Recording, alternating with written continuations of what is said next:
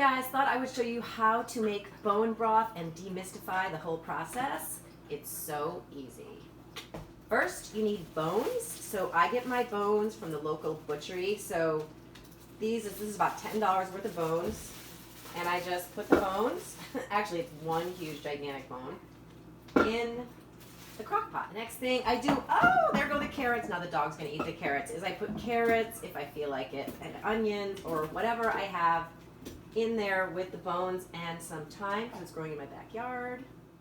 The other thing you want to do is put a smidge of vinegar in there because vinegar will leach all of the micronutrients, the vitamins and the minerals from the inside of the bone. So I filled the whole thing with water. Now it's in the crock pot. All it is vinegar, water, a big, huge bone that I got from the local butchery, carrots, did I say onions? Onions. And I'm just going to put the top on and I'm going to let it go for 36 hours.